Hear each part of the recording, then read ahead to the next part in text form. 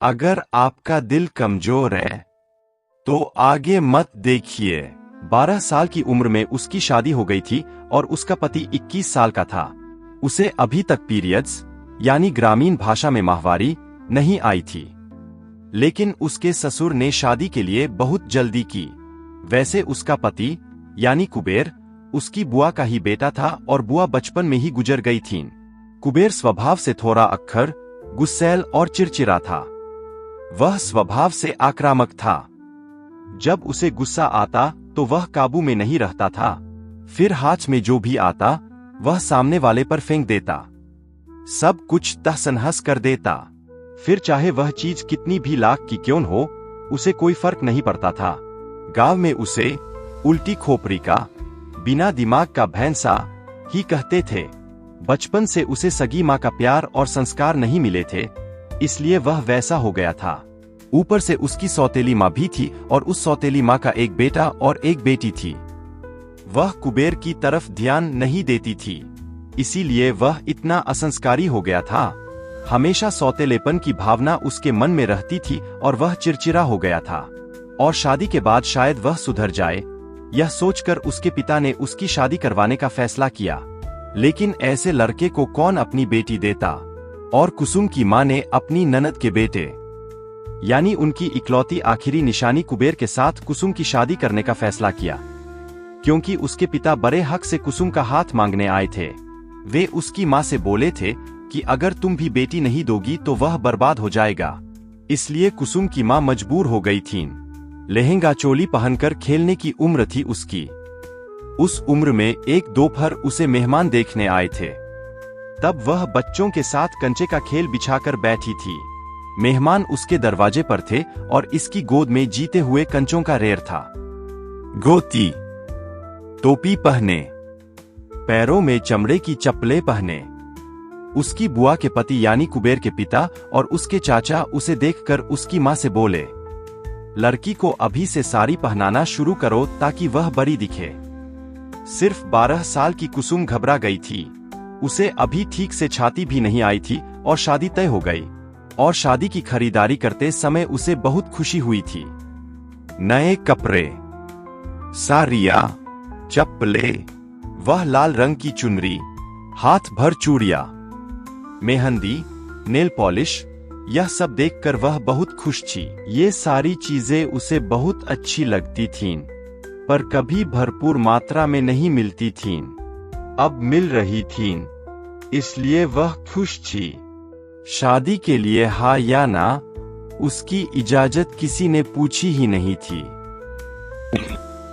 क्योंकि वह जमाना ही ऐसा था। माँ बाप जहाँ कहें वहाँ चुपचाप शादी कर लो और चाहे जैसी भी तकलीफ हो सह लो, पर पति का घर मत छोड़ो। फिर सारी रस्में होने लगीं। कुबेर भी अपने पिता की तरह लंबा चौड़ा और मजबूत शरीर का था, पर उसका रंग अपनी मां की तरह गोरा था।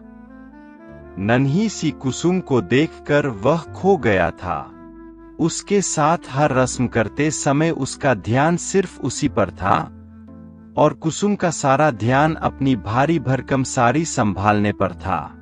उस 6 गज की साड़ी में उसके जैसी 3 छोटी छोटी कुसुम समा जातीं।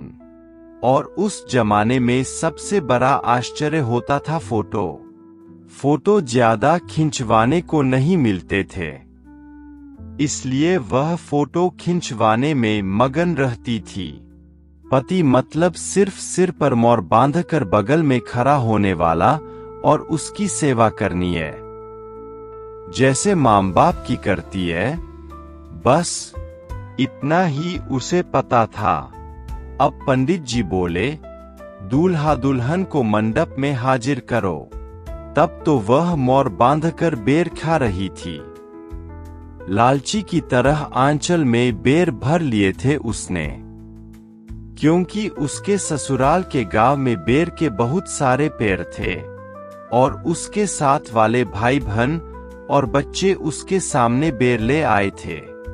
फिर उसने उनके हाथ से बेर छीन लिए और छाने बैठ गई। फिर उसकी माँ आई, उन्होंने वे बेर फेंक दिए और उसकी गोद भरी। फिर उसके माथे को पूरा ढक देने वाला पुराने जमाने का बड़ा सा बाशिंग उसके सिर पर बांधा गया और वह मंडप में खड़ी हो गई। ऊंचे कुबेर के सामने वह सिर्फ उसकी कमर से थोड़ी ऊपर और छाती से थोड़ी नीचे आ रही थी और माला पहनाते समय कुबेर को बहुत झुकना पड़ा था। शादी हो गई। बारात विदा हुई। उसकी माँ रो रो कर घर वापस जाने लगी तो वह भी उनके पीछे वह भारी साड़ी संभालते हुए रोते रोते चल दी। बुआ का घर होने के बावजूद अब वहां उसकी सौतेली सास थी और कुसुम बहुत छोटी थी और वह कभी इस गांव आई भी नहीं थी, क्योंकि सगी बुआ तो थी नहीं, तो आकर भी क्या करती। फिर उसकी मौसी पूजा होने तक उसके साथ रुकने वाली थी और पूजा के बाद वह अपनी माँ के घर हमेशा के लिए यानी माहवारी आने तक रहने वाली थी।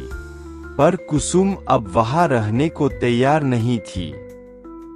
वह रोकर अपनी माँ के पीछे लग गई। शादी जैसे गुड्डे गुड़िया का खेल था और अब वह खेल तोड़कर माँ के पीछे जा रही थी, उसे ऐसा ही लग रहा था। पर माँ ने उसे समझाया और वही रहने के लिए कहा, पर उसे कुछ समझ नहीं आ रहा था। उसकी वह उम्र ही नहीं थी समझने की। कुबेर के चचेरे भाई, उसके दोस्त उससे कहने लगे, तेरी शादी होकर भी कोई फायदा नहीं। कुबेर बोला, क्यों, क्या हुआ? दोस्त बोले, अब इसे माहवारी आने तक तुझे बहुत इंतजार करना पड़ेगा। यह कैरी अभी कच्ची है। इससे अच्छा कोई पकी हुई कैरी क्यों नहीं तोड़ी? जब तक शादी नहीं होती तब तक सब्र करना ठीक है, पर एक बार शादी हो जाए तो फिर सब्र करना मुश्किल होता है। कुल मिलाकर पकने तक दम निकलता है, पर ठंडा होने तक दम नहीं निकलता। और अब यह सुनकर कुबेर हैरान रह गया कि वह अभी छोटी है। यह उसे पता ही नहीं था। वह तो पूजा होते ही सुहागरात के सपने देख रहा था और अब कुबेर को पता नहीं कितना सब्र करना पड़ेगा। 6 महीने, 1 साल, 1.5 साल या 2 साल, कौन जाने, क्योंकि प्रकृति के नियम के अनुसार जब उसे माहवारी आनी होगी तभी आएगी, अपने कहने से थोड़ी आएगी। कुबेर अब बेचैन हो गया। यहाँ एक दिन इंतजार करना मुश्किल था और इस तरह उसकी परीक्षा ली जाने वाली थी, और कब तक ली जाएगी यह भी पता नहीं था। और उसकी घुटन शुरू हो गई। उसने अपने पिता से गुस्से में पूछा कि मेरी शादी ऐसी नाबालिग लड़की से क्यों की? पिता बोले, तो क्या करता? तेरे गुस्सैल स्वभाव की वजह से कोई भी लड़की देने को तैयार नहीं था। मामा की लड़की है, इसलिए कम से कम हक से तेरे लिए एक पत्नी तो मिल गई। अब वह चुप हो गया। उसे हर पल पत्नी की चाहत हो रही थी, क्योंकि वह शारीरिक संबंध के लिए पूरी तरह तैयार था, पर वह तैयार नहीं थी। अब उसे शारीरिक संबंध के लिए तैयार होने तक सिर्फ उसे देखकर मुंह का पानी निगलना था। वह मुंबई में नौकरी करता था और वहां का माहौल, वहां की औरतें देखकर उसे भी पत्नी चाहिए ऐसा लगता था। रोज रात को वह तड़पता था और फिर मैगजीन में गंदी नग्न औरतों की तस्वीरें देखने लगा, ब्लू फिल्में देखने लगा। मुंबई में होने की वजह से उसे यह सब आसानी से मिल जाता था और वह उन तस्वीरों में बड़ी भारी छाती वाली, मांसल जांघों, लाल होंठों वाली नग्न औरतों को देखकर लगातार उत्तेजित हो जाता था। उसकी कामवासना जागृत हो जाती थी और दोस्तों की बातों, चिढ़ाने की वजह से।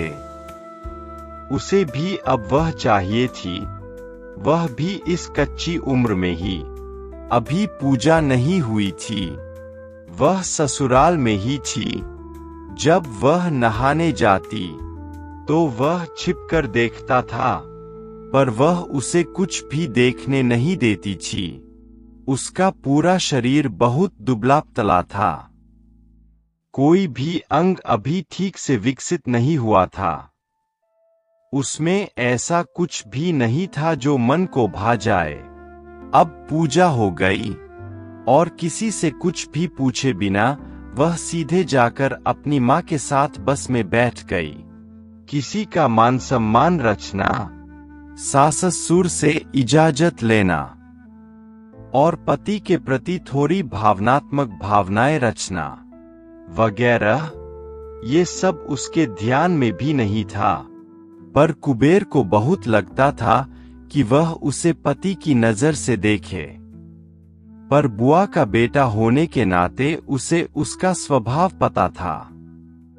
कई बार उनकी लड़ाई भी हुई थी और इसलिए वह पहले से ही उससे थोड़ा थोड़ा गुस्सा करती थी। वह मायके आई और आते ही अपना छैला कोने में फेंककर बच्चों के साथ कंचे खेलने चली गई और उन छोटे बच्चों से बोली, पिछली बार का खेल अधूरा रह गया था, वह अब सबको पूरा करना होगा। और यह तय हुआ था कि उसे माहवारी आने तक मायके में ही रखना है। कुबेर भी काम के लिए मुंबई चला गया, लेकिन फिर से उसके विरह में व्याकुल होकर वह रोज उत्तेजित होता और ऊपर से उसके दोस्त उसे और चिढ़ाकर परेशान कर देते थे। फिर उसने तय किया कि जब तक उसे माहवारी नहीं आती वह ससुराल नहीं आएगी, तो वह खुद ही उसके मायके आने लगा। अब वह उसके मामा का ही गांव था, इसलिए वह बेघरक आ गया और आते समय उसने बहुत सारी खाने की चीजें लाईं। चप्पलें, कपड़े, चूड़ियां वह उसके लिए लाता था, उसे खुश करने के लिए, पर वह भी सब कुछ ले लेती थी। खुश हो जाती थी, उसे वह सब सामान नया नया लगता था और उसकी दूसरी सहेलियों के पास नहीं होता था और उसके पास होता था, इसलिए उसे और भी ज्यादा खुशी होती थी। पर वह किस इरादे से उसके लिए यह सब ला रहा है, यह उसे समझ नहीं आता था। वह उसका लाया हुआ खाती थी, पर उसे पानी तक नहीं देती थी। पति के रूप में उसकी कोई खैर खबर नहीं पूछती थी या कभी भी अकेले में उसके पास नहीं आती थी। हमेशा भाई बहनों के बीच ही रहती थी। उसे हमेशा लगता था कि कब वह अकेले में मिलेगी, पर उसके मामा का घर छोटा था। 10 बाई 10 का कमरा और उसमें 6 लोग रहते थे और उसमें वह भी 7वें सदस्य के रूप में आ जाता था। फिर एक दोपहर वह खेल कर आई और बहुत सारे कंचे जीतकर लहंगे के आंचल में लेकर आई। वह भी घर पर आया हुआ था। माँ बाप काम पर गए थे, छोटी बहन और एक भाई स्कूल गए थे। इसे स्कूल का शौक नहीं था, इसलिए उसने तीसरी कक्षा में ही स्कूल छोड़ दिया था। और कुबेर घर में मैगजीन की गंदी नग्न औरतों की तस्वीरें देख रहा था और वह अकेले केले उत्तेजित हो गया था। उसका पौरुष जाग उठा था और धूप में खेलकर आई वह प्यासी थी।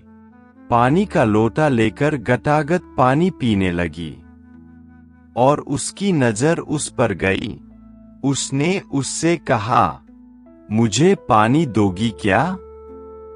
वह उसके लिए पानी लेकर आई। उसने उससे कहा, यहाँ बैठो।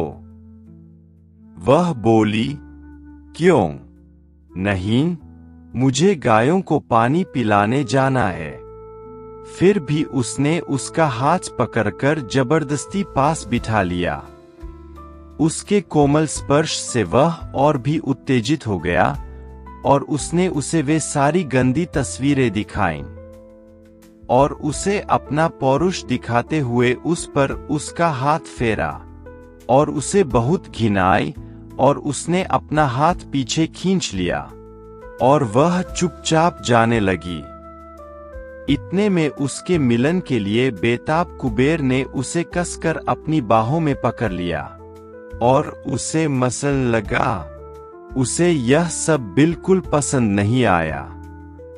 अब उसने उसकी छाती पर हाथ लगाया, पर वह उसके हाथ में नहीं आई और वह अपनी रिहाई के लिए चीखने चिल्लाने लगी। उसे वह आदमी असहनीय लगने लगा। उसकी चीख पुकार सुनकर बाकी बच्चे दरवाजे पर आ गए और उसने मजबूरन उसे छोड़ दिया और वह उससे नफरत करती हुई वहां से चली गई। उसे धीरे धीरे प्यार से खिलाने से पहले ही उस कोमल कली को तोड़ने की उसने कोशिश की थी और उस दिन से कुसुम उससे दूर दूर भागने लगी। शाम को माँ घर आने पर उसने माँ को सब कुछ बता दिया और बोली कि उसे यहाँ से जाने को कहो, वह बहुत गंदा है। और उसकी माँ उससे बोली, चुप रहो, हंगामा मत करो, वह तुम्हारा पति है, घर में छोटे भाई बहन हैं, उन तक यह बात नहीं जानी चाहिए। फिर माँ ने कुबेर को भी समझाया, वह अभी छोटी है, कोमल है, तुम ऐसा मत करो और अब तुम उसे माहवारी आने तक यहाँ मत आना। और कुबेर मुंह पर तमाचा खाए हुए एक घायल पागल बाद की तरह फिर से मुंबई चला गया और उसे बहुत अच्छा लगा कि वह चला गया। लेकिन वहां जाने पर उसके दोस्तों ने उसे फिर से चिढ़ाना शुरू कर दिया। कुबेर, इस बार तो प्रसाद खाकर आया है या भूखा ही लौट आया? तेरी किस्मत ही खराब है, वगैरह वगैरह बोलकर वे उसे ताने मारने लगे। पहले ही वह अपने दिमाग से कम सोचता था। उसका उतावला गुस्सैल स्वभाव उसे शांत बैठने नहीं दे रहा था। उसे अपना अपमान दिल पर लग गया। उसे सच में एक पत्नी की बहुत जरूरत थी। वह पूरी जवानी में था, पर सब्र नहीं हो रहा था और इसी तरह बिल्डिंग पर चढ़ते समय विचारों में ही उसका पैर फिसल गया और वह तीसरी मंजिल से ईंटों के ढेर पर गिर गया। उसका हाथ टूट गया और वह फिर से गाँव आ गया। उसकी सौतेली माँ बोली, मैं इसकी देखभाल नहीं करूंगी, इसकी सेवा मैं नहीं करूंगी। और अब मजबूरन कुसुम की माँ ने, भांजा है और दामाद भी है, यह सोचकर उसे अपने साथ ले आईं और उसे फिर से घर आया देखकर कुसुम फिर से उलझन में पड़ गई और उसे उस पर गुस्सा आया। अब आगे क्या होगा? सुनने के लिए उत्सुक है तो कमेंट्स करके जरूर बताएं।